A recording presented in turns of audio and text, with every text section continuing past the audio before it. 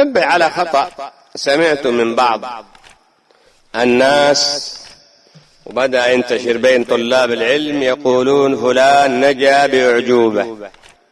هذا غلط أن يقال نجا بأعجوبة أو حصل له بأعجوبة، وإنما يقال نجاه الله بفضل الله، نجا بفضل الله، يسر الله له طريقا عجيبا ونجا، أو ما أشبه ذلك.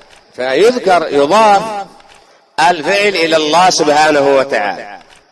ونتعجب أن بعض الناس يسمع بعض الكلام فيقلد عوام الناس، بعضهم فسقة، بعضهم جهلة، بعضهم ما يدري ما يقول. أنت طالب علم، أنت محاسب على كلامك عند من يسمعك، وهكذا أيضا في خطابك، ويؤخذ عنك هذا الكلام، فحاسب على ألفاظك فيما تقوله، نعم، ما يلفظ من قول إلا لديه رقيب عتيد.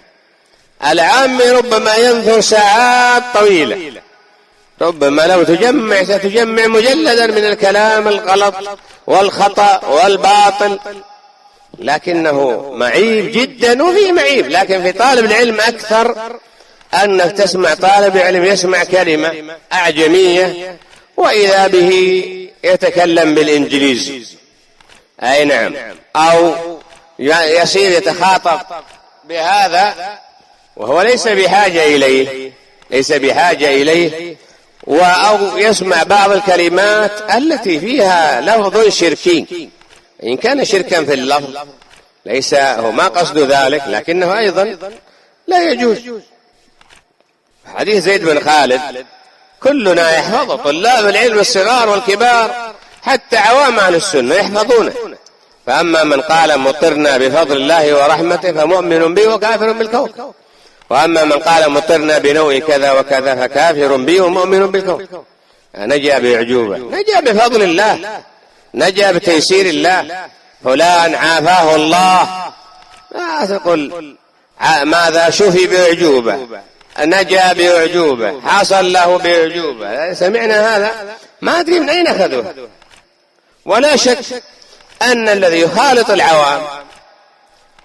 يخالط العوام قد يحصل له من هذا ما يحصل له، لكن لا بد أنك تفعل فحصا لأي شيء تقوله، تفعل فحصا الكلام الذي تقوله، ولا سيما ما يتكلم به العوام.